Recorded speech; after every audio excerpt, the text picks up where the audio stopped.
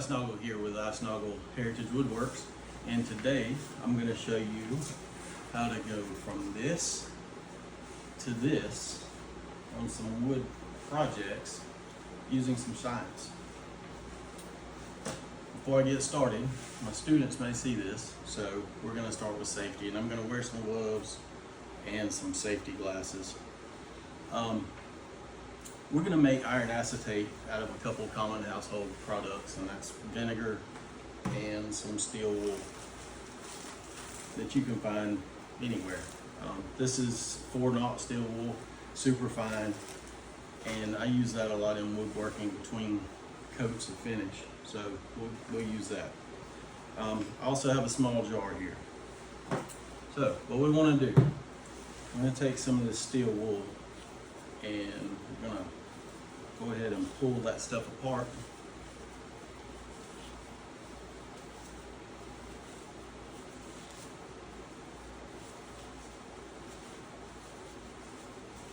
And then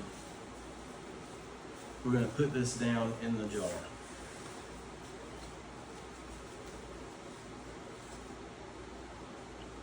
Alright, if you have a bigger jar, you're probably going to be able to put more pieces in there, and I'll show you some in a minute that I did this weekend, and it has sat for a few days. So once we do that, we're going to just fill the rest of the jar up with some vinegar.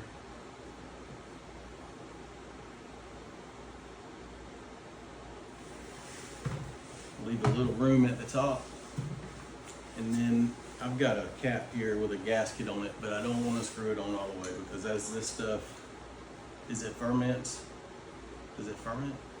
As it works off? Yeah. As it works off, what's going to happen is that vinegar is going to dissolve that steel wool in this jar, and it's going to create some gas while it's doing that. So we don't want to screw it on tight. It may blow the jar up or blow the lid off. So we're just going to leave that like this. Now, like I said, I started some this weekend, and this is what it looks like after a few days of sitting. You can see it's got some rust and stuff in there as well. Not a big deal. Not a real appetizing looking mixture. What we're gonna do though, this piece had 3 pieces of steel wool in it, and you can see that it has really eaten that stuff away or dissolved it. So I borrowed this from my wife, and we're gonna strain that mixture. I've got some paint strainers I got at Harbor Freight here, and the funnel make this a little easier to pour it in there. And we're just gonna strain this stuff out into this jar.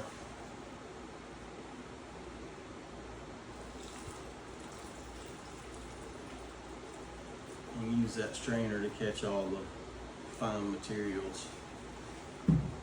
Looks like I'm gonna have to steal another jar from my wife. Won't tell her.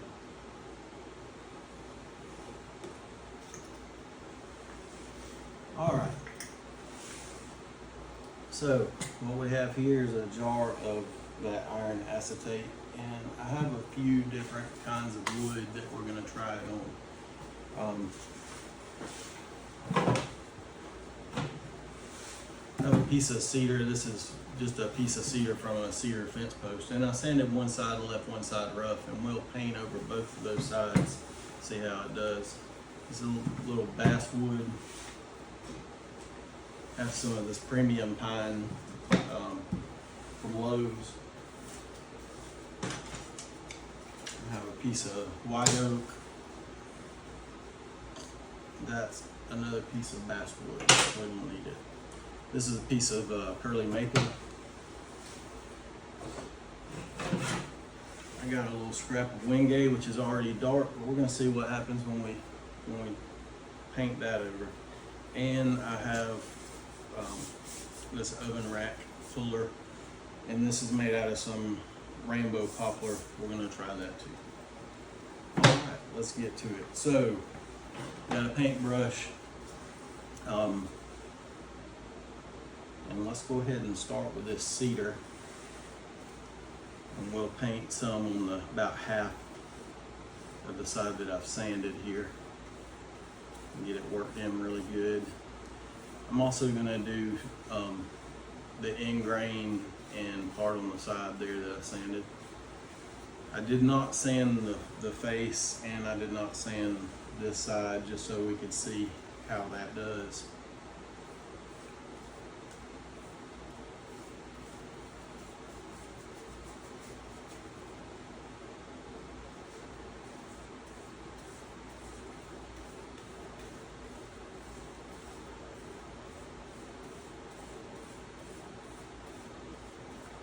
Alright, let's let that sit for a few minutes. You can see that's already starting to get dark. Next we're going to go with the pine.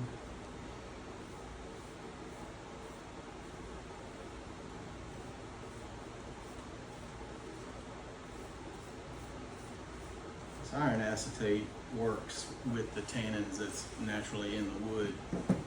So some of this stuff is going to probably get really dark, and some of it not so much.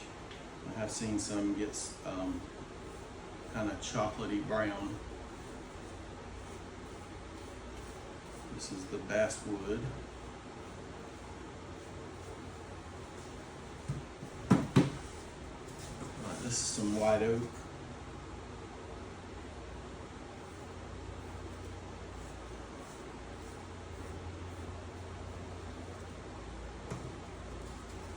And some pearly maple.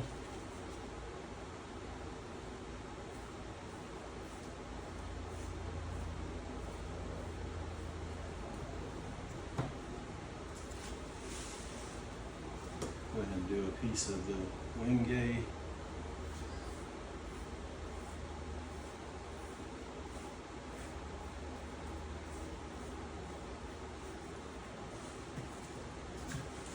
And the poplar. I'm going to go ahead and do this whole thing.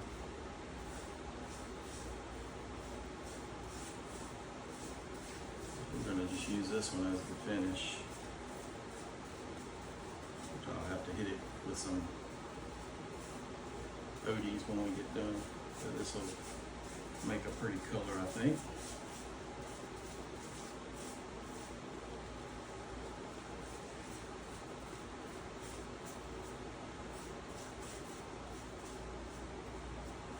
Like I said, I've let this jar sit for, I think it's been about 4 days now. But even after 24 hours, I could see a big result in the stick that I used to stir it up with. Okay, so there's our poplar. And I think that's all of my sample pieces. So let's let this sit for a little while, and then we'll come back and look at it. Okay, it's been about 30 minutes now. It's a warm day, as it always is in South Alabama. And so we have all of our pieces of wood here. This first piece is the cedar. And I did notice that it has like this real fine dust coat on the top of it. And I wondered if it's from some of the contaminants of that steel wool left over in the mixture here. So I have started to filter it through coffee filters, and it's much better. I'll continue to do that and see how that works out. And I may leave it sitting and let it separate for a while as well. But the side that's sanded came out pretty even, and I wonder how this would do for like a fence stain. I may try that. It's got a really good color to it. The back side that was not sanded is real splotchy. It didn't get all the spots. The end grain covered well, and it's honestly about the same color as the face grain. So that's pretty cool. Again, the sanded side turned out pretty good. The rough side, real splotchy. Missed some areas on there. So there's the cedar. Next is the pine. It's a little lighter in color. End grain turned out well again. And the side that wasn't sanded is not as good. this backside was against the paper, and I think the paper soaked some of this up. So this is the basswood. Man, that looks really good. Really good. It does have that light dust coat on it, so you need to wipe that off. And I wonder if this is going to get darker as it sits. We'll have to see about that. The oak by far took it the best. I may put another coat on there just to see how it does. And that curly maple, and you can still see that curl even behind that layer of that color. And the Wingate, of course, it's nearly black already, but it darkened it up quite a bit. You can't see the grain in that now. So if you wanted some really black Wingate, that might be the trick. Also, I found some Ambrosia maple off camera, and I went ahead and did it. And you can still see some of that grain coming through, but not real well. By the way, this is called ebonizing wood, and I don't think I mentioned that before. So, alright, so there's that. And then here's that rainbow poplar and an example of what it looked like before. So that did a really good job. And what I wanted to do real quick, it's dry now, and I've got some beeswax finish here. And I thought maybe we would just put some on here and see how it looks. So let's do that real quick.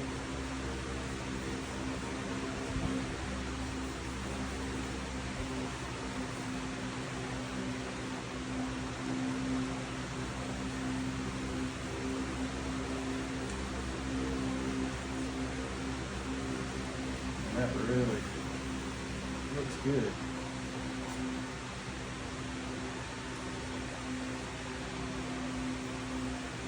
Putting that finish on it is always my favorite part. Hard wax or Odie's oil, those kind of things. Ton of oil. That stuff looks so good. Alright.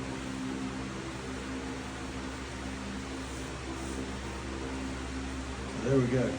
Man, that really looks pretty, doesn't it? You can still see that rainbow coloring coming through there on that poplar, but it really looks about the color of walnut. So, really nice. All right.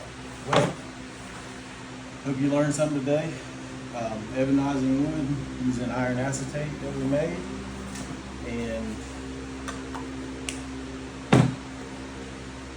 I may come back later after this sits for a little while and let's see how it does.